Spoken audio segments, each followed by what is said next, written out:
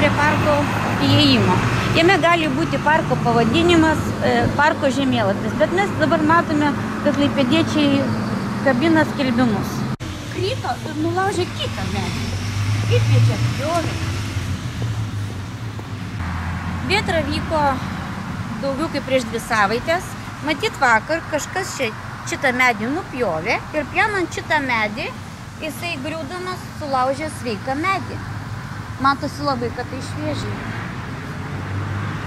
2011 metais buvo sutvarkyta ir įrengta šita vaikų aikštelė, kurios vertė apie 150 000 litų. Šitoje aikštelėje nėra vaizdo kamerų. Šitas turtas nėra apsaugotas. Va, matosi, šita tvorelė buvo nulaužta prieš porą mėnesių, jos nėra iki šioliai. Taip pat vandens kolonėlė, visą vasarą, klaipėdiečių teigimu, vandens nebuvo, kranai jau nulaužti. Va, čia iš tos pusės krano jau nebėra.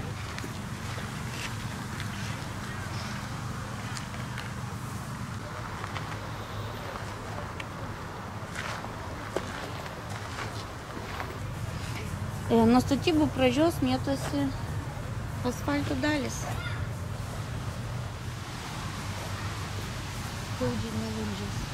Kiek laiko po audros praėjo? Daugiau kaip 2 savaitės. Ir nieks parko nesirengė tvarkyti, taip išeina? Taip, parkas yra netvarkomas. Praeitą savaitę skambinau miesto tvarkymo skyriui vadovui Liudvikui Dūdui, žadėjo sutvarkyti, bet deja yra netvarkoma. Šitas nuvirtęs medis trukdė pravažiuoti ir dviračiai važiavo tiesiog tiesiai per alėją. Čia griuvo tiesiai ant suoliuko. Suoliukas yra sulaužytas. Iš tos pusės labai matosi. Vat iš tos tiesiog užkryto. Ir kiek laiko tas medis čia nugrius? Daugiau kaip 2 savaitės Vėtra nulaužė šitos medžius. Ir kaip matome, dabar tik ką pradėjo tvarkyti. Ryte buvau parke, dar buvo netvarkoma. Dabar šiandien yra... Šiandien yra rugpjūčio 21.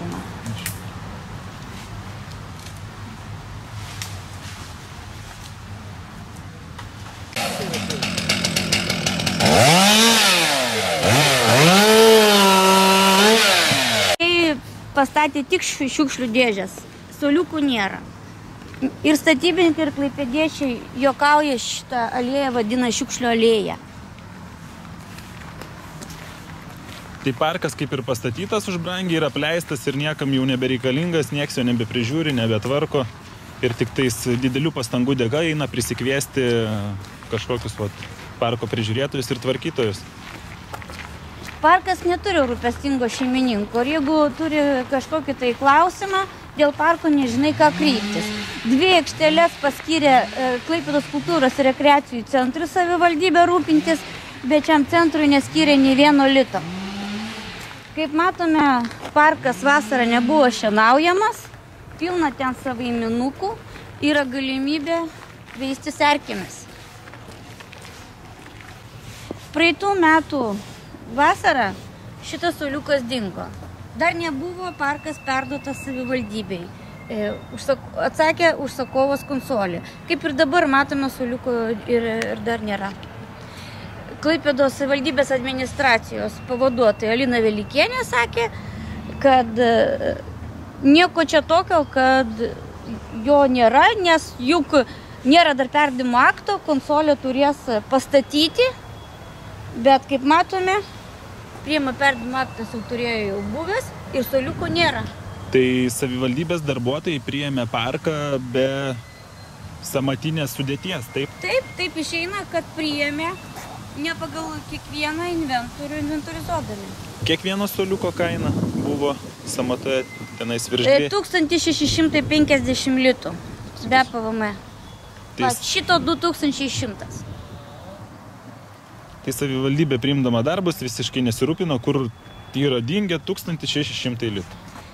Tai dar abejotina ir to priėmimo perdavimo aktų. O dokumentus taip ir nepavyko, aš supratau, kaip ir gauti? Ne, nepavyko gauti. Savivaldybė kaip ir kitų... Gavom tik tais detalę sąmatą, kas kiek kainuoja, bet Priėmimo perdavimo aktų ir kitų nepavyko gauti. Tai visumoje parkas yra apleistas ir neprižiūrimas ir Po europinių lėšų gaunamo projekto yra sutartis, kad savivaldybė turi parką prižiūrėti minimum 5 metus. Tai taip ir matome, kaip rūpinamasi takais, šienavimu, šiukšlėmis.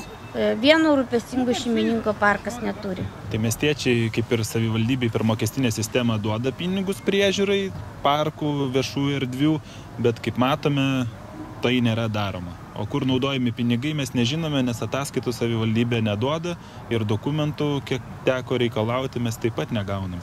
Taip, mes netgi šitą dokumentų, kad negauname, apskundėme teismų ir teismas labai akivaizdžiai išaiškino, kad savivaldybė privalėjo duoti mums finansinių dokumentų kopijas ir už tai teismas priteisė dalį žyminio mokesčių iš savivaldybės gražinti. Mes parašėm savivaldybės administracijos kontrolieriai Daivai Čiupariūtei laišką, kad šitą sumą 25 litus padarytų tarnybinį patikrinimą ir pareikalautų iš savivaldybės administracijos kaltų asmenų, bet nepervestų iš savivaldybės administracijos sąskaitos mums. Tai kažkas tikslingai savivaldybės administracijoje vengia suteikti informaciją, taip gaunasi? Vengia suteikti informaciją ne tik mums, bet ir miesto tarybos nariams. Kai mes prašėme savivaldybės kontroliuojamų, savivaldybė priklausančios įmonės Ubių poilsio parko dokumentų, tai ne vienas tarybos narys man pasakė: Jolanta, tai ir mes jų negauname, kaip prašome.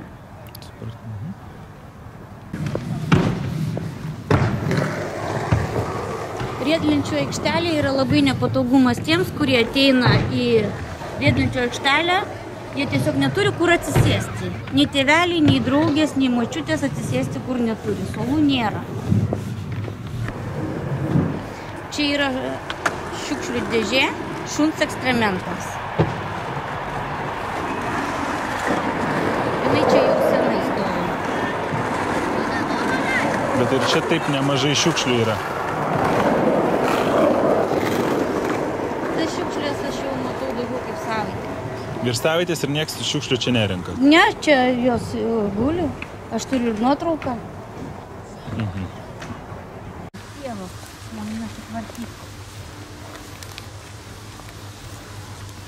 Dalis iš kitos pusės. Būtent. Čia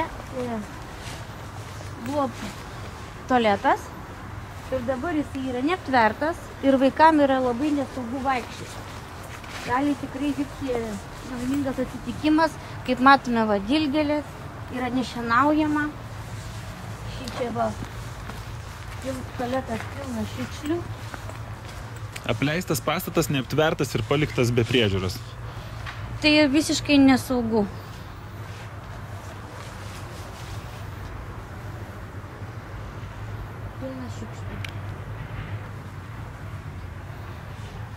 Va ir va, teritorija yra nešienaujama visai.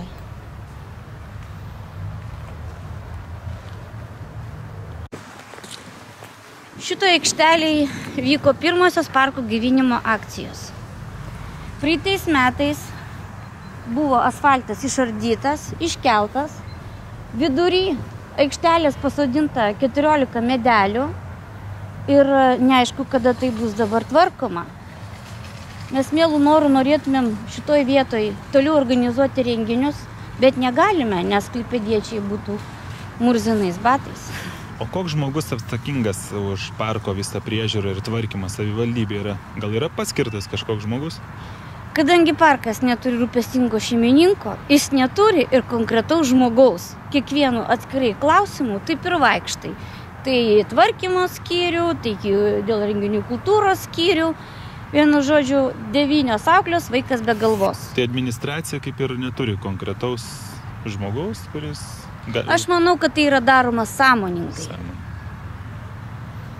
Nes ir Ubių poilsio parko įmonės likvidavimas buvo daromas sąmoningai. Mes akivaizdžiai skaičiais parodėme, kad įmonė negrėsė bankrotas, ką jie iš pradžių tvirtino. Ir jie toliau jau neberašė, kad grėsia, jie rašo, kad išsaugoti turtą tą įmonę likviduoti. Tai jeigu UABas Poilsio parkas priklauso 98% savivaldybei, tai pagrindinis organas akcininkai ir yra savivaldybė, pati galėjo perimti tą turtą, o ne įmonę likviduoti. Dabar mes tik sužinosime skaičius vėliau, kur dabar negalima gauti, kiek kainavo likvidavimas. Tai bus eilinė vagystė iš miestiečių greičiausiai. Taip, savivaldybės paskaičiavimais buvo paskaičiuota, kad įmonės likvidavimas kainuos apie 100 000 litų. Tai yra per didelė prabanga mūsų mokesčių mokėtojų sąskaita. Mes siūlėm, kad ta įmonė atgimtų kaip atgimė parkas, jeigu reikia projektams VŠI formą pertvarkyti VŠI, būtų tai kainavę apie pertvarkymas įmonės 1 000 litų ir šita būtent įmonė galėjo rūpintis šito parku, visos Klaipėdos parkais ir visais klausimais susijusiais su parku, ko dabar mes ir pasigendame iš valdžios.